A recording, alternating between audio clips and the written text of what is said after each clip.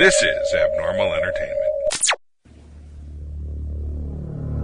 I am a real American, fight for the rights of every man. I am a real American, fight for what's right, fight for your life. You're listening to the No Cry Zone, a progressive political podcast on the Abnormal Entertainment Network. And welcome to the No Cry Zone, recording on Super Bowl Sunday, the only real national holiday we have. So far, I mean, this is what's left. It is a great time to go do anything else out in the world. If anybody doesn't like the Super Bowl, go shopping. You get the whole damn place. Not the yourself. grocery store. Not well at 6:30. You're fine. Oh, yeah. You know, as soon as the thing starts, you can go. But yeah, beforehand. Well, actually, don't try. You can go to the grocery store right now. Stick to the produce section. Stay away from chips and beer. Right. Anything that's a processed food, don't go near it. But if you want some like fresh veggies or anything like that, I'd go to the grocery store right now. All right, good advice. Yeah. All right, thanks for listening. Well, That's it for today. so when does the war on the Super Bowl start? We're warring on holidays. Well, there's a question that somebody asked me last night. Do you think anyone's going to kneel? Because they're going to show the national anthem this time. I mean, the NFL has been trying to hide this since this all came out. So they stopped televising the national anthem on the football games. Well, they have to televise this one. So amongst those two teams, is any player going to go, this is a hell of a stage for me not to say fuck you? Even if they do have the opportunity to shoot the teams, will they? Or will it just be the performer? Yeah, the camera may stay on the performer. I'm sure. Right. The network camera. But if a player kneels, there's no way that won't be noticed by the crowd. Oh, they'll right, react. totally. Yeah. You know, the news. So it'll be interesting to see. There's a camera guy there that wants that shot. Believe me. It is not. If it's someone who's kneeling, it will be captured. Someone will get the shot. Well, whether we see it on a broadcast, well, that's up to Dick Ebersol. He used to be Dick Ebersol. I don't know who it is anymore. It's been a while since Dick Ebersol. That's all I can think of. Not sure Dick Ebersol's even alive. Maybe they called in Dick Ebersol for this. Maybe they will. Hey, we need someone to take a fall in case there's a knee. What's Ebersol doing? That's right. Drooling. All right, good enough. Well, have we gotten to the point where you can actually sidestep him? Like if that photographer got it or a cameraman got it, he could just go put it immediately past the network somehow. I'm sure. Tweet it out. Yeah. Look, the person sitting in the stands will take a picture and tweet it out in 12 seconds. Like the official broadcast may not have it, but the image will. Yeah. So you can't keep leaks coming from the secure White House. How can you stop one guy kneeling in front of a million people? that's what I'm saying. All with cell phones. It'll be interesting to see. Of course, you can find people who haven't witnessed cops shooting unarmed men in a group of people too. So, Well, no one cares. You never know. Yeah, more people care about this, sadly. So, all right, yes. Well, that's an interesting subject. Leaks from the White House. Other administrations have had leaks that come out. Well, of course. What do you guys think about that? I mean, that is somewhat of a. I mean, that's a sticking point. It's like it gets the information out there. You could be called a whistleblower at one point or another if the government is doing subversive stuff. I mean, right now that's the anger cry of the right. Well, is the leaks and the dark state, and we have to get it all out. And here's what don't forget that the Obama administration prosecuted more national security leakers than all previous administrations combined. Yeah. I mean, Obama really, and that was a big disappointment to progressives that he took such a hard line on that and prosecuted so many people. And of course, that fact, by the way, is conveniently forgotten by all the law and order Republicans who want to portray it. Obama is just some complete, left-wing radical, which he was anything but. I mean, so as far as leaks, there's always going to be leaks. The whole system is based on privilege, and so information is power. If you have information, that means you have power, and you have the ability to use that power either for good or for ill. That was a case of Obama being ahead of the curve again. How so? prosecuting the leaks. Oh, okay. Yeah, You know, it's just like there's issues. I see issues. There's issues all over. We got to stop this.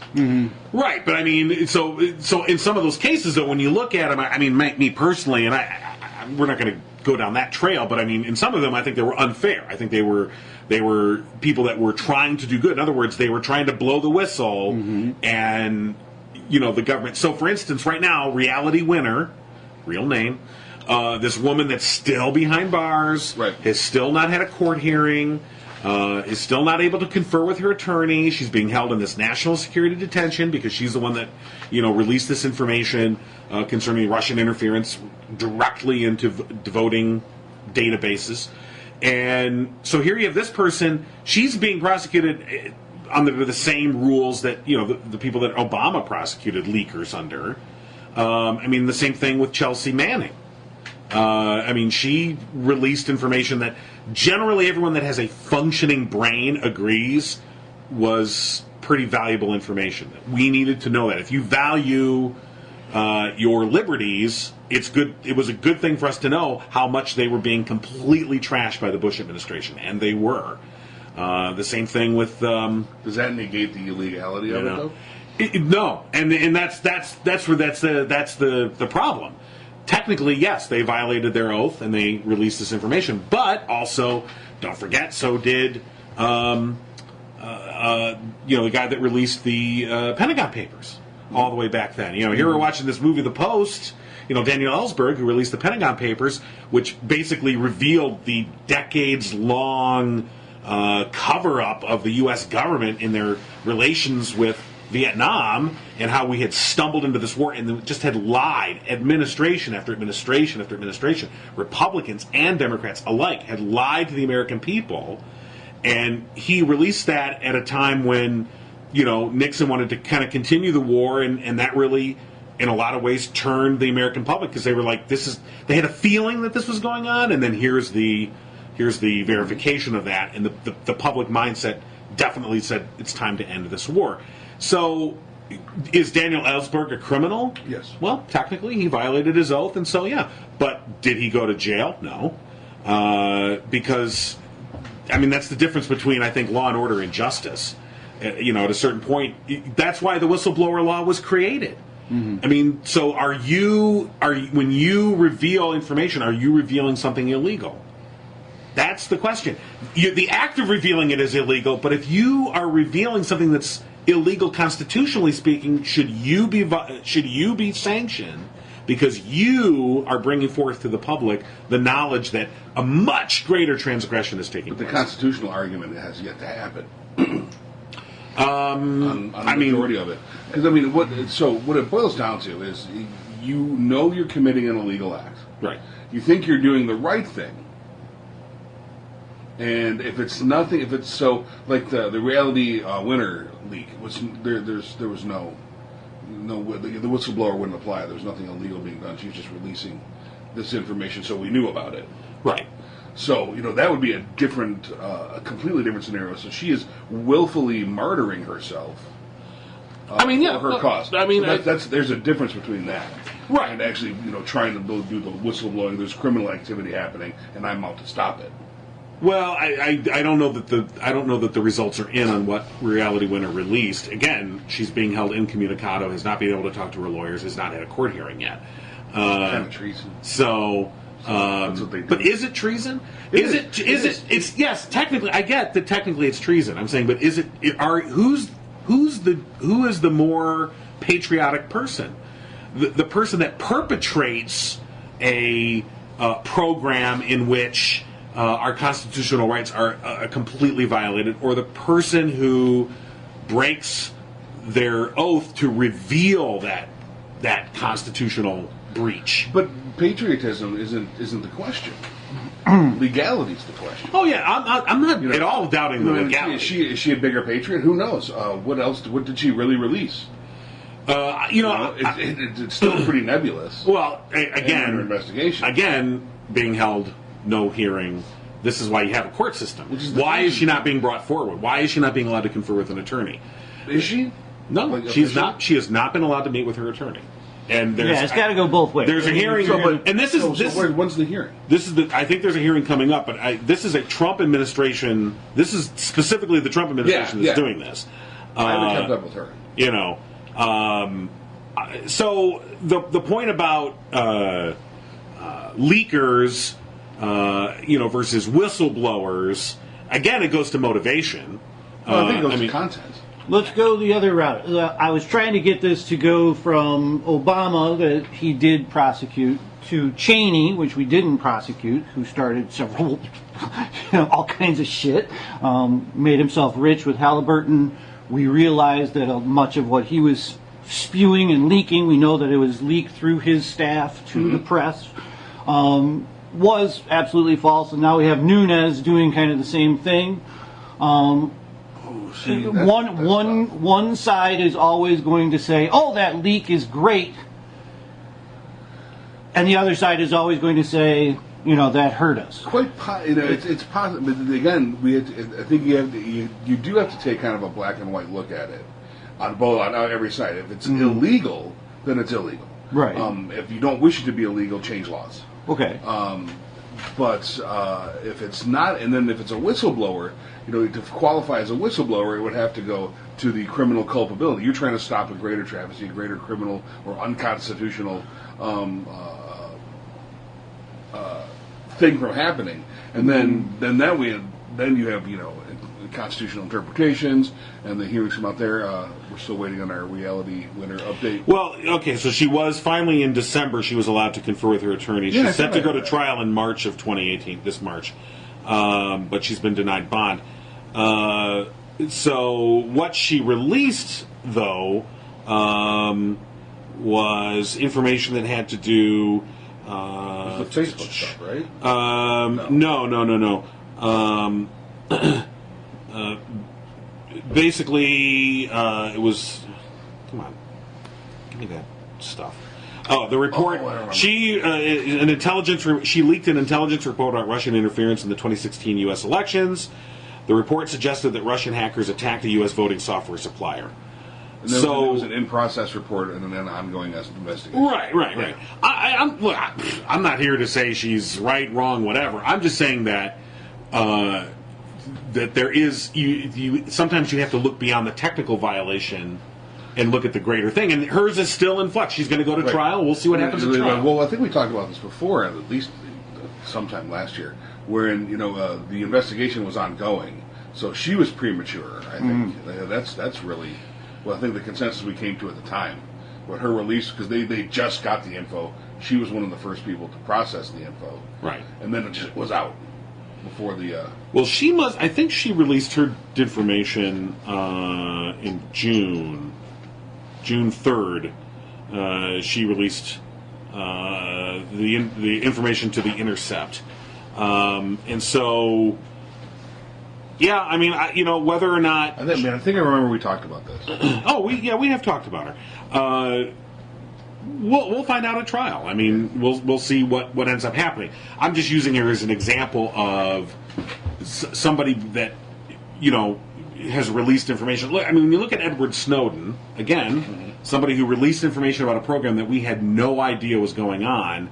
That the more we learn about, the more we learn that there was no constitutional basis for the program they were operating. They were absolutely violating the Fifth Amendment against unreasonable search and seizure by gathering all of our data, just scooping it all up and saying we don't care, we're taking it all. And that whether you did not have to have any suspicion or reasonable suspicion that something was going on to take something, they just were scooping up data indiscriminately. And then furthermore, we learned not only that, but we learned that because, and this is the part that the smoke starts coming out your ears, because they were scooping up so much data completely illegally, completely unconstitutionally, because they had so much data, they couldn't process it properly anyway.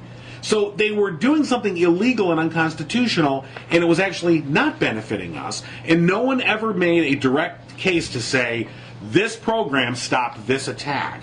And in fact, over and over again, it was demonstrated that a lot of the stuff that Snowden had revealed and they tried to make the case, well, we made this bust, we made this, but it turned out that, well, no, actually, that information came from an informant. That information came from intelligence here.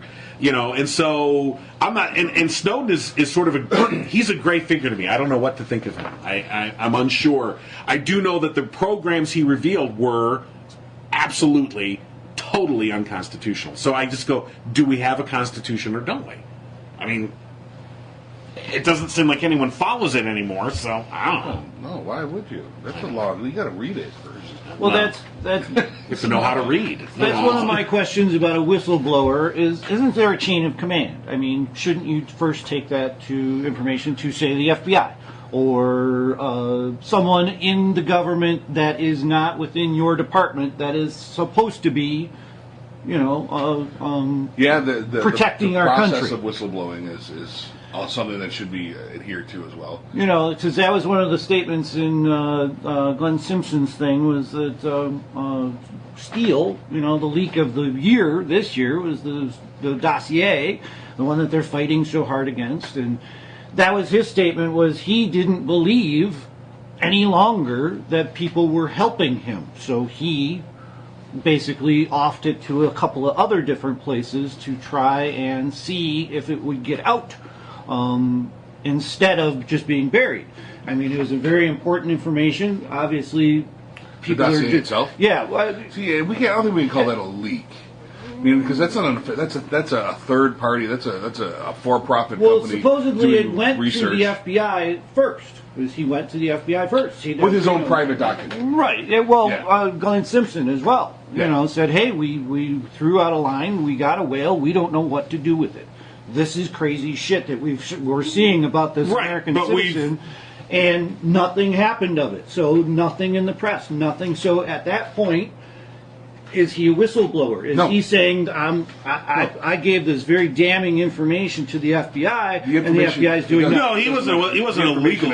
information itself. No, but it did cause the FBI to no longer do business with that person because they said, "You're talking to the press. We are down. You are dead Right. to us. Right. You are dead to So us." to be a whistleblower, you have to be employed Right. by the place you're blowing the whistle from. So Is that Yeah. that's true? Right, I mean, but what what about a we- whistleblower for the Constitution for our country? I mean, right. I mean, that would have to. I mean, there's so many people right now screaming about constitutionality and the FISA court, and just like John said, there's abuses going on. At what point are you Benedict Arnold versus Superman? Well, everyone is supposed to uphold the Constitution. Period. When someone, so let's say, hey, the president's not doing that, and the president will just say, whatever. Sadly, it's just an oath. Mm-hmm. As far as that's concerned, but to fall under whistleblower laws, you have to be reporting the illegality of something your company is doing, and it's there to protect you from repercussions from your company. Or your employer, Or your be it employer, the federal period. government. Yeah. It's only for employers. Right. Okay. In that context, yeah. I mean, I If think it weren't, What if I Lucky wanted Bear to from go Starsky and Hutch would be an informant against the mob or something? Let's take it out of government. That's just to beat an informant. Let's just be an. Okay, they could still come and kill you. Well, right, but wouldn't I get some whistleblower protection? Not whistleblower protection. You would get federal. I would get witness immunity. protection. I guess I might. well, you get immunity if you committed a crime, Right, in my. and you're now bringing forth information. Then yeah, they might give you immunity It from should be witness prosecution. protection. Okay. But then, yeah. Yeah. But So did Nunes break any laws? because that's what this whole conversation was about. When we get to it, Yeah. No, No, he did not. no, he didn't break the law. The committee voted along party lines to release the memo, to declassify. to declassify it, and they did follow the rules technically. So sure, he didn't violate the law. Did he violate ethics? Yes, most Right. definitely. And for them not to release the Democratic response to the memo, Or the context, you of know. all the information. That right, which is what the Democratic Regardless, response was supposed to be. It's a nothing burger to You know, begin with, right. so we don't even really need a Democratic Well, response. that's the thing that is the most amazing thing, or ironic, or whatever you want to say, is that it just shows how completely fucking stupid Nunes is. They really thought, he really thought, like, I'll release this memo. Well, I'll write up a memo, and it will basically say that Trump is great, and all these other people are wrong. Yeah, that's what I'll do. And I'll release it, and then people will read it, and they'll go, hey, Trump is great. Look, it says in this memo from Nunes. And then, I mean, I don't know what they thought was going to happen. And of course, it was that's called it's preaching to the choir. And you release that. The only people that cared about it, they go, yeah, was the people that were already saying yeah. The issue I always had with it on its face is that Devin Nunes, in the leader, what do they call it? House Intelligence Committee. Yeah, what was he? He's the chairman. Chairman, that was it. Chairman of the House Intelligence Committee had Trey Gowdy read some information. Trey Gowdy came back, told him what he thought that information meant, and then Devin Nunes wrote a memo about it. Yes. So what we're talking like a book of the Bible here that's like fourth person. it's we've played a game of telephone with these FISA warrants, right. And now it's Nunes' interpretation of Gowdy's interpretation, and this is supposed to be an official thing that people care about. I didn't get the whole concept. Devin Nunes, who's barely literate, if you've ever read any of his other memos he's written, it's like I need him in class. Stat. He's the guy, we were talking about this before you got here. He's the guy that replaced Mike Rogers as head of the House Intelligence Committee. Mike Rogers, whatever again you think of him politically, FBI agent, Army commander, had a background that would sort of put him in there. Devin Nunes was a dairy farmer. Mm-hmm. Right. Perfect. Well, see, my illegality... and nothing against dairy farmers, by the way. Yeah. All I'm saying is that why this guy in this position, and he's shown himself to be a complete idiot all along the way. I think he solved like cattle mutilation. You know, in the '60s. God. I think I just feel like he's the kind of guy who would try to milk a bull, and and they're like, and he'd stick to it, right? And he'd get some results. Well, it's not a lot of milk, but I'm drinking it anyway. It's the ut. He's only got one udder, so I used the one ut, and so I just with the information that with this comes out, and it's just stupid.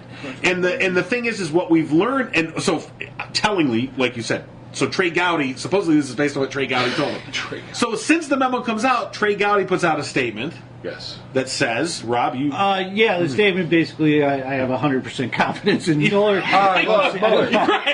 So the statement's like, I don't know what, whatever. And by the way, I'm stepping down and I'm going to go back over to the DOJ where nobody knows me again. No shit. I mean, the same week, he's like, I'm leaving. I love Mueller. So he's going back to the DOJ. Yeah. Well, I don't know if he can. I don't really know if he can. I don't know. Yeah. Have you noticed he's kind of like playing out the job field, and there aren't any reports of him getting one? Yes, his press release was attached with his resume. Exactly. His LinkedIn profile. Well, at the bottom of going back to Nunes, though, like that was my illegality question. Is it came out before? It came out before they were voting. It came out. It was on the Russian bots. It was either coming from the Republicans to the Russians, or the Russians told the Republicans to do it. I don't know, but it was very close. Same with the Franken thing. There are leaks happening right now from both sides that may or may not be patriotic. That's my point. They're claiming this is entirely patriotic and well within the realm of whistleblowing. Your definition of patriot. Yeah, exactly. So it's got to come back to law. It has to be black and white. It has to be that's that where way. I say, because, is there illegality with Cheney putting those stories out and accessing the world media to basically claim falsehoods about what we're doing, for America to put out falsehoods for several decades about Vietnam. Do a specific instance so we can have it in context. Oh, okay. Of Cheney. Weapons of mass destruction. That's the one that everybody... That's the classic. That came from the Brits. But it is reported that Cheney and his staff told the Brits to send it. It didn't just come. The information was passed on. The information, by the way, information that you're talking about. So if we're going to use weapons of mass destruction, go back and look at how that all came about. Mm-hmm. The information that was passed along, which came from this Iraqi defector whose code name was Speedball, okay, who. Was no, it was not. Okay. So anyway, this information, the Brits passed it on, and then almost immediately said, "Oh, by the way, we don't think it's real." Right. The U.S. went, "Yeah, we're just skip that second message. Exactly. We're going to take this first message because it's politically very expedient for us. Right. And then you had Cheney basically going to U.S. intelligence and going to the CIA, just frankly haranguing George Tenet to say, get your people to agree to this. We need our people to say, yep, this is real. And time again, those analysts came back and said, I don't see it. And they pissing Cheney off. I mean, over and over again. The whole outing of Victoria Plame, the CIA agent, because her husband dared to print this editorial that pointed out the complete bullshit story about the yellow cake that was in Niger that the Iraqis had tried to purchase, which was an out-and-out lie. It wasn't even interpreted. It was just a fucking lie. And so, yeah, that's how we got information from the Brits, but almost immediately they said, but we don't think it's real. But we didn't care. It was the selective use of intelligence to achieve a political goal. Exactly, which isn't illegal. It's just ethically awful. Yeah. It's immoral and it's illegal. And, it's immoral. It's immoral. I guess it crosses into illegality when if you can prove he knew for absolute certainty that it wasn't believable, but chose to ignore that. Right. Which is what they do is like, oh, we've got this information and this information. You pick and choose which information you act on. Mm-hmm. Sure. I mean, and that's the intelligence product. That's what they keep talking about. And now this is, once again, the beginning of the Republicans' war on the intelligence community as well, is they basically pointed the fingers at them. Mm-hmm. You know, no, it wasn't us, it was those guys. It was all this information that we got. It was from them. People can see your physical gestures right now. And you know, the whole point of all of this is it's treason, in my mind. This is against the law. The main law is treason, in my mind. This is personal gain. What is treasonous? It's misinforming the world about a country that has no weapons, that they have weapons. To go to war. To go to war there, so that you can put your Halliburton inside there and control all the wealth in that nation. Now let's roll this Even back after the military is gone, Halliburton is still there. Hold on there. And so is Black. Is it treason? BlackRock. Yeah. Is it treason then if the aims of the country are in part being met with the personal aims together? Yep, and that's not smoke and mirrors. There's nothing, you know? Treason. Being a selfish prick and using the country for your own purposes isn't treason. Well, there's two. Let's separate the words treason and treasonous, and I think that's an important thing. True. Treason is a legal term. I mean, it's in the Constitution, and it's objectively defined what treason constitutes: aid and comfort to the enemy in a time of war, and there's other specific characteristics. So treason to me is a legal charge that can be brought based on evidence and facts. Treasonous, on the other hand, is a subjective, what you feel is treasonous, you don't. And in other words, we use the word treasonous for, I feel like you are acting against the best interests of the country for your own personal gain, however it may be, politically, financially, whatever. Because it's not defined. Yeah. Okay, let's say you knew all of that information that was being put out there was false. Would that be enough for you to start an investigation to see if there are any laws being broken? That's the crux of the Steele dossier. If there was motivation for someone to start the investigation, but there wasn't. For everyone but the president, there is the legal system. The legal system applies and I mean, just the president in terms of that. There's really the standing opinion right now, and it remains. This is the opinion of the Department of Justice that came out at the time of Nixon. It was reaffirmed under Clinton, DOJ, and it's still considered the predominant precedent right now. You cannot indict a sitting president for a crime. You can't do it. It's unconstitutional to do so. That's an opinion. Opinions change. But right now, that's the opinion. Mm-hmm. The process to take down a president is a political one. Mm-hmm. That's what the framers put in the Constitution, and that's impeachment. What we're seeing now, though, is the limitations of that, and because if the party in power simply decides it's not going to do its constitutional duty, which the Republicans are not, then a president can get away with quite a lot. And he is. So as long as that party remains in power, this will continue. And that's You know. the last half of the Bush presidency happened then too, when you had your largely any investigation was kind of stymied until it became. Now this is different. It became popular to be anti-Iraq war for everybody, for both sides, at a certain point, and still no investigation happened from that point. Right. I mean, even when the Democrats took control of Congress, and they could have initiated impeachment, or they could have initiated all kinds of investigations. I mean, impeachment, no, but they probably could have done an investigation. It might have been worthwhile, but oh well, that time's gone. And they didn't, because I think politics. A lot of Democrats voted to go to war with Iraq.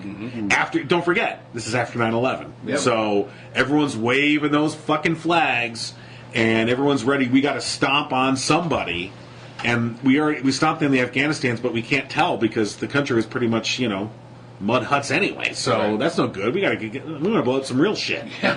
And over something with the high rise. yeah, I mean, high rise. right? We want to blow up some fucking high rises, exactly. So, and the Democrats were right in there. I mean, not all of them, but enough of them, including Clinton, voted yes.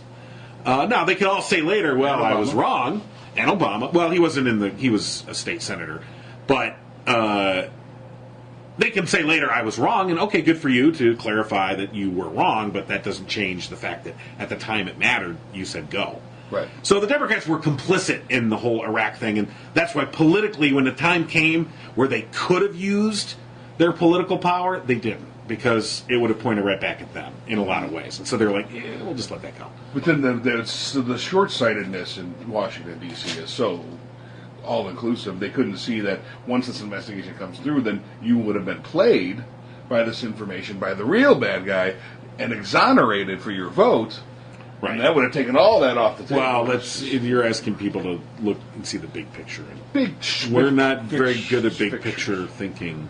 No. Unless it's making a bigger Whopper. Oh, yeah, we're all down for Put that. 4 patties on that bitch. Yeah, I was thinking about that just the other day. That 4-patty Whopper? No, that I the 4 was. pages No. that our president probably didn't read all 4 pages.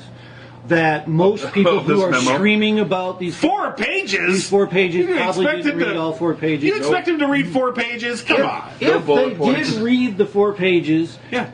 they completely omitted much of whatever they were looking at, and they didn't go research. There's so many things that contradict what all of that is saying. Like the original source materials. Right. and Well, as I said, the New York Times put out an annotated version of the memo, Right. where every claim that was made, there was like a little footnote thing. By the way, we know this to be true, which completely means that's bullshit.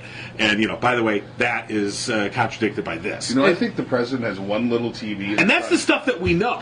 He's got a little TV, just a small one, on MSNBC the whole time. Yeah. So they're the only ones who Google read everything. Glass. So they'll go to MSNBC to find out what it says, and then get really angry later, and then get back to Fox. Well, and that goes all the way down to their biggest thing is this Steele dossier. I bet you 90% of America has not even read the summary No. of the Steele dossier. Which is and it's wonderful 1, reading, 2, by the way. 3, 4, 5 little sentences. It is wonderful and it's an amazing. Why don't you read those? That's 5 sentences. 5 sentences. Why don't you read those? This is the summary. So one that- at a time. We'll do one sentence, and then we'll discuss it. Okay, all right, good idea. Further evidence of extensive conspiracy between Trump's campaign team and the Kremlin, sanctioned at the highest levels and involving Russian diplomatic staff based in the U.S. Trump. So They wait a had minute, that's we've the got a first couple of line. guilty pleas already. All right, so that's a good In regard to that. right. That's a good lead. Yeah. What I mean? So hey, red flag. I think your presidential campaign is in league with the Russians, and it's going to America. It's here in America. We're talking high level. We have intelligence that says there's people based Right. in the U.S. and that we are have taking this 3 information. indictments and 1 guilty plea, that fall right in there. One meeting with Trump family members, Right. as well as multiple meetings with our current Attorney General Jeff Sessions. Yes. And of course, there was the brief encounter that Trump had with the banker at one of the pageants. Oh, right. This prior to the run for president, but yeah. Yeah, he just put him on. That was the beginning of it, supposedly, when he ran into that. Like that's where this all began. But okay, go on to the next. So the first sentence, we've got evidence, like real world evidence that was happening. And this is from basically the head of Russian intelligence for MI6. Basically wrote the book on how to spy on Russia. This is Christopher Steele. Yeah. The Steele dossier. Again, say that again. I think it's important. Who is Christopher Steele? He is basically he wrote the book on how to spy on Russians from British intelligence. Think of James Bond. He's fucking James Bond. He is James Bond. This is a badass motherfucker who you never knew he was James Bond until he retired. Right. They never knew he was James Bond. He never had the big car chase. He was just on the street fucking with people all the time. And he had a reputation amongst. He, as you said, he wrote the book on how to spy on Russians. Yeah. He knew Russian counterintelligence. And he was working for GPS Fusion. The GPS Fusion hired him. Yeah, I mean, so to compile information for their client. Right. So second sentence. And started with a Republican PAC first. The Bush PAC. Yep. Well, we don't know it was Bush. It was. I It hasn't been. There's a name in the damn to me, manuscript. I gotta go. Well, and that's what we were saying before. I'm like, he had the money. It's not the Heritage. He's the one that had the money. It has to have been Bush. It's a very popular name. You'll recognize it when you hear it. Okay. But anyway, second one. It's 5 bullet points. Bullet point 2. Trump associate admits Kremlin behind recent appearance of DNC emails on WikiLeaks as a means of maintaining plausible deniability. So they have actually a Trump associate telling Christopher Steele that, hey, it came out to WikiLeaks because... No, he's not telling Christopher Steele that, but Steele's report documents the Trump associate, by the way, is Papadopoulos. Right. That's Papadopoulos, who got drunk in a fucking London bar and told an Australian diplomat that they had this dirt. Okay, go on. Right. All intelligence that Steele is collecting from around the world. Right. So that's the second sentence. Papadopoulos, we have a guilty plea or an indictment for him. He pleaded guilty. So there's a guilty plea for this. That's and this is in the Nunes memo as well, right up at the top. You probably skipped over everybody on the other side. That this was the real reason Papadopoulos telling this guy in Australia that, hey, we know that we got shit on Hillary, and it went back through Australia because they're part of the Five Eyes. Went back through Australia back to the FBI at that point. Right. And this is that was written, and that's after the Giuliani admission on Meet the Press. So during the campaign, there was the Giuliani admission that something big's coming. Yeah. And we're getting emails that is right around this area here. That's also goes in the same timeline with Trump asking the Russians to release the emails that they've hacked. That actually came after the meeting. It's so hard to keep track, but it was around the same time. We'll find it. All right, but wait a minute. You just going back to treason there. Yeah. You have to, I guess the time of war is a big point with the treason charge. But where did that information come from? It came from the Kremlin to a Trump campaign official to him, out to our press, out to the Russian press. Don't forget Assange. You've got your middleman. Okay, and Assange. So where Assange didn't say where any of this came from. Right. He's just Captain WikiLeaks. And the treason doesn't matter to him because he's not even a citizen. Right. Well, it matters to him. He has motive because he hates the U.S. government. Right. The U.S. government has him under indictment. But he can't commit treason. Right. No. Yeah, no. All right, go on. Third sentence. Agreed exchange of information established in both directions. Trump's team using moles within the DNC and hackers in the U.S. as well as outside in Russia. Putin motivated by fear and hatred of Hillary Clinton. Russians receiving intel from Trump's team on Russian oligarchs and their families in the U.S. So, that's what the whole left-wing media is saying is Putin was afraid of Hillary. Oh, he didn't want Hillary. He didn't want Hillary. He wants those sanctions gone. Yes, and he wants to run the world and his universe and his universe alone. And what He's did not we've been talking about what did happen this week. What did not happen this week that goes right to that point? What did not happen this week? What do you mean? I'm sorry. What did not happen was Trump did not enforce the Russia sanctions that the Senate and the House overwhelmingly voted for. He simply just did not enforce them. And so, to me, that is a bigger headline that's completely just been ignored by the press. The fact that the president is not faithfully executing the laws. That was a law that was passed by Congress. You have to enforce those sanctions. He's not enforcing them. Right. And this is exactly what Putin wanted. He wanted relief from those sanctions. And Putin wanted relief from those sanctions because largely they were preventing him and his oligarch buddies from accessing the untold billions of dollars they've got stashed overseas. There's only so much money they can keep in Russian banks because those places are notorious freaking holes. And so they've got money stashed overseas that they can't access right now because these sanctions prevent them from getting to it. And that pisses him off to no end. That's why he wants the sanctions. And he also knew a Clinton presidency was going to mean a hardline presidency towards Russian expansion, especially in the Ukraine. And early on, it was reported that, the Trump Tower was housing some of the communications between banks. Agreed that the information establishes both direction.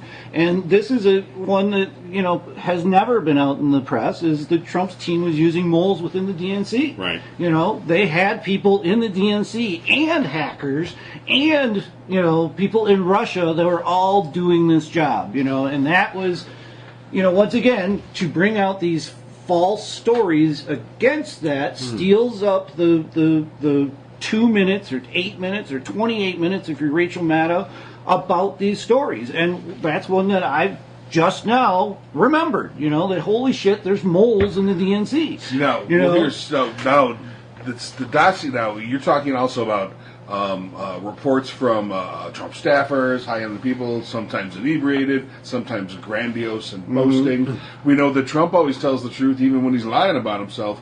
Did they have moles? Maybe. Were there definitely Russians? Yes.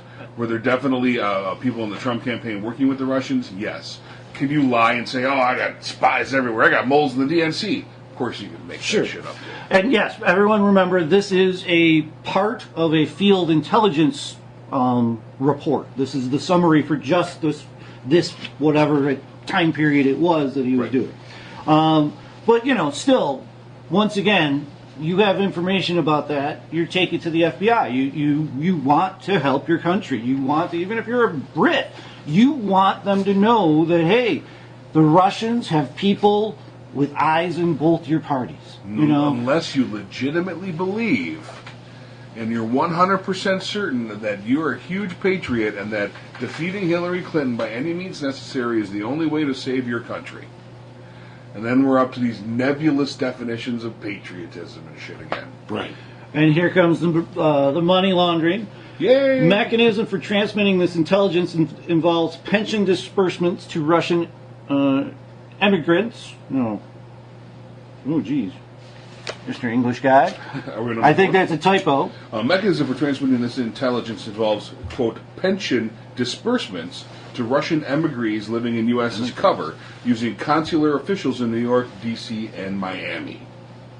So they're laundering money out to people who have, quote unquote, emigrated to the United States legally. Wow. And the information is coming from them as well. So that's why all of these people are being swept up into it. At one point, the Trump campaign plane landed at the same time the Fertilizer King's plane landed. Right. They had a quick meeting and went off, and no one, I think that was only on Rachel that I saw that. Right. And, once again, it goes to all these different things that I tend to view in such a negative fashion that it's hard for me to kind of see that this might have happened on the other side. Like, people on the other side are screaming that Obama, that's the new thing, is Obama is just as bad at this. Yeah. And maybe he was. Maybe there are things that they want to know and they look bad to him, and that their hosts are telling them are so egregious that they have to be found out. And,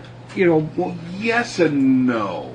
Really, because so what we're battling here, in large part, is the scope of this.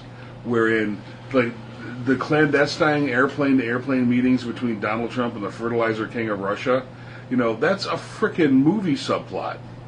And it's so ridiculous and so crazy that I think that many people who would probably normally believe that your president could commit some crimes don't believe in the super spy stuff. This is way too big and ridiculous. Mm-hmm.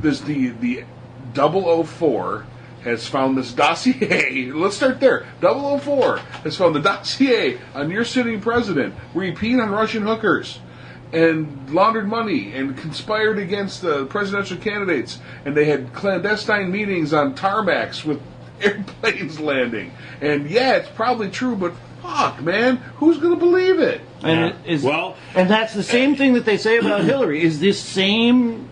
But I don't know if that's just completely a false narrative. But there's proof. Yeah, now we have proof this time. We have proof that and it's still happening. I mean, don't forget this week. Again, something that was reported, but then just sort of slipped under the radar because of this memo, was the fact that the CIA director met with the head of Russia's foreign intelligence agency this week, who's barred from entering the U.S. under 2014 sanctions. He also met with the head of Russia's internal security agency. And so you had the head of Russia's foreign intelligence, you had the head of Russia's internal security, and you had the head of GRU, Russian military intelligence, were all in the U.S. this week. Pompeo met with 2 out of the 3. Now he says, it's to keep us safe, but, that we were meeting... we were meeting on, top secret stuff to keep. She said the meeting represented. Where was that? This is CIA. Yeah, Pompeo defended the meeting in the letter, declaring that he and the other officials met with Russians for the same reason their predecessors did, to keep Americans safe. This amorphous to keep Americans safe. What does that mean? Why? Why are you meeting with the head of 3 Russian intelligence services? Can you imagine if whoever was in charge of the CIA under Hillary Clinton met with the 3 Russian intelligence agencies all at the same time in the U.S.? No. Well, why are they here? Why are they meeting? They're doing this right under our nose, and don't tell me shit didn't come up. Other administrations have met with the Russians through the CIA, and Pompeo is not beyond reproach, of course, but I think he's served fairly well. The CIA function, though, is different than the FBI function. But you know what would happen? Whenever we would meet, is there would be like a 3-month-long meeting between everybody about, hey, we're going to meet the Russians. What can I say? What can't I say? Yeah. This impromptu shit that nobody knows about has never been done before. But is it impromptu? Well, it's impromptu. Well, it's ignoring the sanctions, number one. Yeah. Okay. Now they say, there's a protocol by which we can bypass sanctions because it's a national security issue. But we're not going to tell you what it is. But it's all good. We crossed our T's and dotted our I's. Okay, but still, Schumer is the one that sent the letter that said, this is a serious national security issue. If this administration is ignoring sanctions, that's very serious. Director Pompeo's refusal to answer that question is deeply troubling. Pompeo did not directly acknowledge that he had met with his Russian counterparts.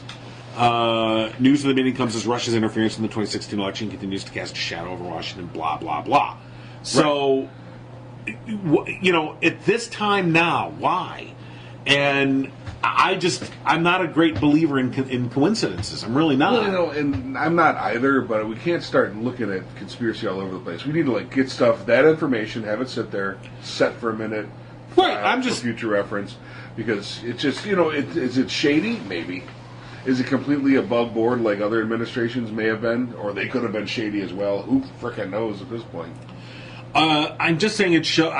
It's poor timing. It is poor timing. I just think it also, in the sense that it's poor timing, I think it just shows this administration's absolute disregard for any notion that the Russians present a threat to us. Mm-hmm. And I just don't think because this administration, the Russians don't present a threat to this administration. No, they present a threat to the nation, but not to this administration, that's a problem. That's a wonderful reason for Pompeo to meet, since the administration is ignoring this. He can't. Well, but why bring somebody into the U.S. that was officially, specifically, like his name? It wasn't just no intelligence official was like, this guy can't come here. Right. And it's, we brought him anyway, fuck you. Turf. And then the same week, by the way, this is the same week we don't enforce the sanctions when he was supposed to. And it's a blatant disregard for the threat that Russia poses. It might be circumstantial, but at a certain point, a pattern is shown. And I think that's the most important part about all this is you have to, at some point, go, wow, would anybody else really be doing it like this? Letting that naval, Russian Navy ships gathering signal intel out. I mean, now we're tracking him now. That was in the news this week when the Nunes memo hit. All of these little things are happening about Russia, and it's being whitewashed. And my point is going back to the leaks, it's right here. Suggestion from source close to Trump and Manafort that Republican campaign team happy to have Russia as media boogeymen to mask more extensive corrupt business ties to China and other emerging countries. And this is, goes back to the Iraq War. Why do we want to go there? Why do we want to go to Afghanistan? Why do we want to get in the middle of all this? It does go back to some pretty conspiracy theory stuff that you can kind of side with people on one side that you don't normally side with about what is considered a leak. Was this a leak? BuzzFeed was the one that, basically put this out there. No other news organization would do it. It went to McCain. He wouldn't do it. It went to the FBI. They wouldn't do it. They were checking, obviously, and they don't want to lose their sources and stuff. Right. But once again, it's one of those things that the American public needed to know before they elected the man president. So saying that little portion right there that I did, or maybe even one of those sentences, would have disqualified a man before. No, this guy. Not this guy. No. And then the other part of all of this is, at what point do we care? Are we just so American that if he does go out there and conquer the world with the help of Russia, with and basically lose many of our own freedoms, but we've conquered the world with Russia's help. Now Russia is our ally, and we're gonna put our iron rule on the world, which is what he's pushing to do. His military is going up. His enforcement is more stringent than ever. All of those things point to those type of things that how Putin got into power is how Trump wants to attract power and keep power. I don't see Putin as a big sharer. Right. He's not the guy who's going to, hey, John, I'm Vladimir Putin. Want to help me play with my Legos? Okay, here's one. Right, exactly. And a bullet to the back of the head. Double tap. That's right. But Putin doesn't have enough power here yet. No. He has to have a complicit legislation to do that. What does one do when they don't have power? They get friends. So he just bought himself a bullet. Oh, sure. He's got himself the very useful idiot. I mean, we said this before. The very useful idiot. Like that. That's the name of my next book. A very useful idiot. We said this before. Even if Trump hadn't won the election, Putin won. And the intelligence operation paid off. Sowed the seeds of discord and doubt and deception and all the rest. So he would have won there. Now, this is just bonus time now. I mean, the icing is on this cake is 3 feet thick. And so it's working out so far. Now, so our chance to change this comes in November. I mean, if enough Americans feel strongly enough about this, big ifs, they will vote out Republicans. I mean, that's what it boils down to. Strongly in the right direction. Yeah. There's a bunch of people that think that all that stuff that we just read, that's fine. It's Trump. He's doing it for us. Well, by the way, that was just like one report. There are I don't know, maybe 10 here with summaries on them. And the next one was Carter Page on the very top line. The next one after that was the Compromat one. And all of them have a detail of where that information came from. My point is, still, this would have been Benedict Arnold in the Civil War. And maybe it still will be. But it definitely will not happen unless Democrats take back control of the Congress. In the Revolutionary War, sorry. Yeah, these things. We're talking about Americans. They don't care. So I like my eggs like that. Holiday sauce is real good. Right. So I mean, again, we got, 8 more months of this shit, 9 more months of this, and really we have another year of this, where there's really not much we can do about it. And we'll see if Americans turn out and do something. I am skeptical. I'll be honest with you. We've only got 8 more months of this kind of fun. Well, I'm skeptical. No, there'll be many more. Oh, yeah. Let me make the air quotations. Fun that you speak of. There'll be plenty more because I'm skeptical that Americans will come out and vote out Republicans. If you're going to watch your country crumble, you might as well have a good time with it. Well, say it. Right. As I get my daughter's passports. Yeah. I'm fuck it. I mean, where you going? Anywhere but here. If the need arises, and the thing, people can laugh all they want and say, "Oh, you're overreacting" or whatever, but fuck, I don't know. We'll see what happens in November. And November of this year will be the first indicator of what the future of this country is going to hold. Because would you go to Norway? And I'm skeptical. Yeah, hell yeah, in a second. Yeah, me too. All right, here's your in a second. We'll see. Here's your prepping: is you have to learn how to go to some coastal city, hot wire like a crab fishing boat, and be able to get yourself out. No. You just go on vacation and never come back. Okay. Oh, we're going to go see French Disney World and Disney World. We're staying. So you could be like a homeless family in Paris? Well, I'm living under a bridge. One of the same, in the catacombs. And as we've said before, Nixon, who basically, I don't know, he gave up at a certain point. He just knew he was caught. He was just too I think he wanted to go. Hey, don't forget, with Nixon, the Republican leadership had to go. Barry Goldwater had to come to Nixon and say, "It's over. Yeah. We are going to vote tomorrow to impeach you. Yes, you got to go." Yeah, and only then did he go, "All right, fuck, I'll go." And Mitch McConnell could walk up to Donald Trump and say the same thing, and he wouldn't believe it. And what that took? That took 2 years, two and a half. It took 2.5 years for that process to play out. We got Trump for a while, no matter what happens. Yeah. So I don't. Still some fun to be had. Yeah, there's not going to be any impeachment. He won't get impeached. And the crumbling of the country is happening. Did anyone else see that story in Arizona? Yes. I want to bring it up because David was here this week. The Navajo representative got told to go home, get out of their country by the Trump supporters. Well, you had a GOP representative that was saying he wanted people coming to the State of the Union to be checked to see whether they're U.S. citizens or they're illegal. You're like, what the fuck? Then you had that incident, right, with the Native American representative in Arizona being told to go home. Like, I am home, asshat. You go home. You go home. Fuck get off my yard. Actually, technically, that is probably true. I had to walk a trail of fucking years to get here. This is my second home. Right. I mean, it's... and all battles will come down to this 8-year-old argument of shit like that, because the 8-year-old argument, just like Trump we were talking earlier, is that's what he's portraying. All the kids learning what shithole now means.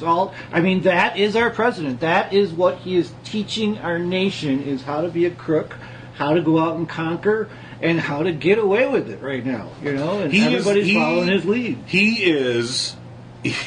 When you were 11, he was the cool older kid that was 13.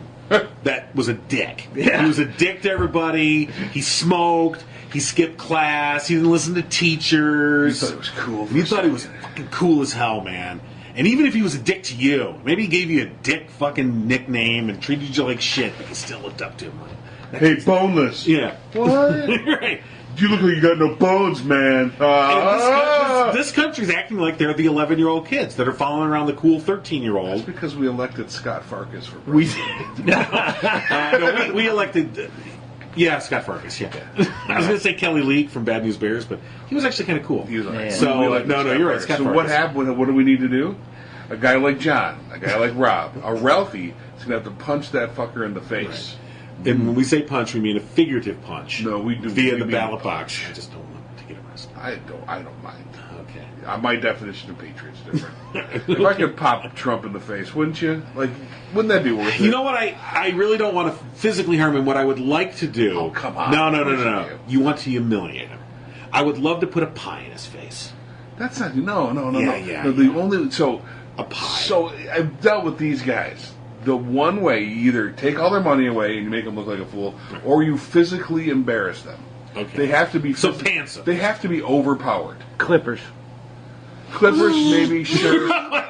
Challenge him to an arm wrestling match and beat him thoroughly.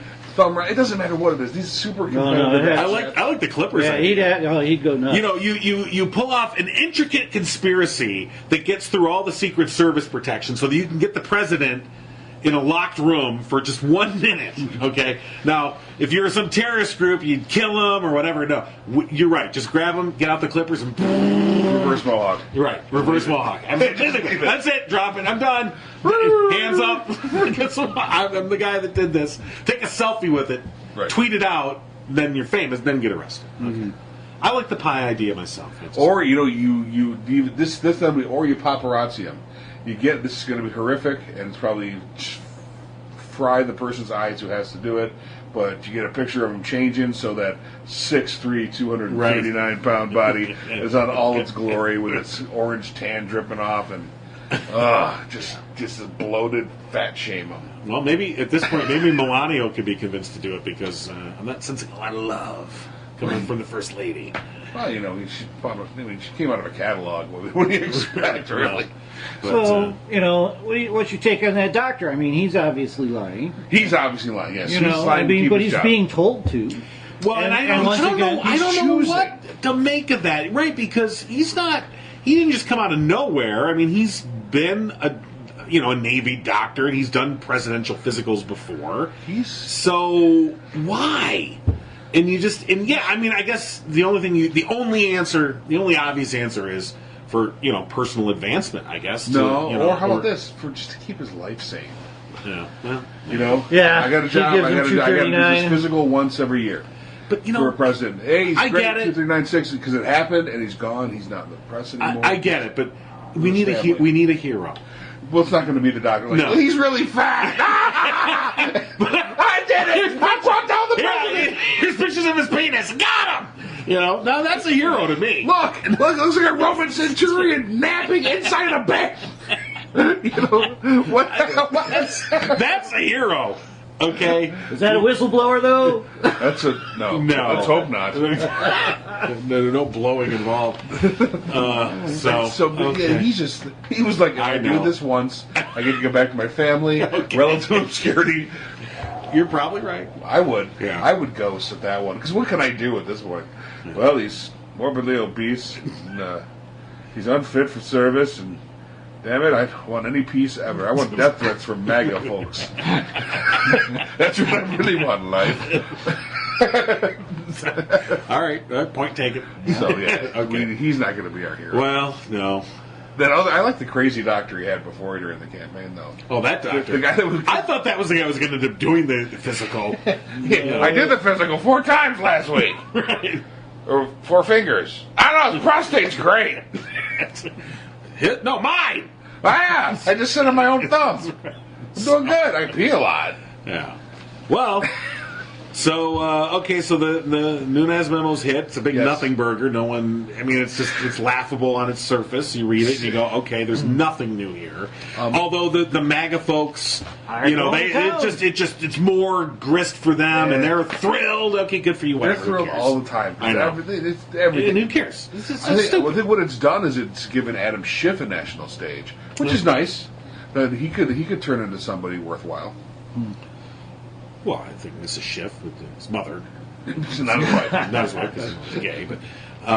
or his daughter-in-law. Or whatever, yeah. So, probably thinks he's worthwhile. He could be, he brings home the bacon. So, I don't know, we'll see. That's, again, we've asked this question the last several times, I think, like, who's going to come save us? Booker Vidro again, 2020. We need a hero. Booker Vidro. Vidro Booker. Well, we just lost. No one trusts the ginger. He can ride my coattails. Like Ron Howard and Wendy. Go. Like the Wendy's Wendy. Like Okay. the double ginger ticket. Like stealing souls for America. Okay. I guess. Howard, Wendy, 2020. I don't care. As long as they just go read shit.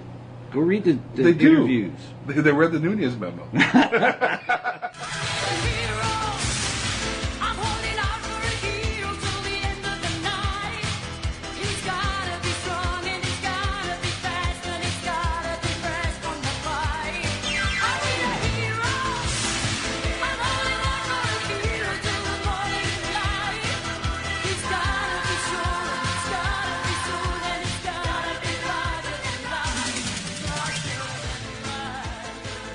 Subscribe to the No Cry Zone on iTunes and Stitcher and at abnormalentertainment.com/NoCryZone. Find the No Cry Zone on Facebook and tweet at No Cry Zone.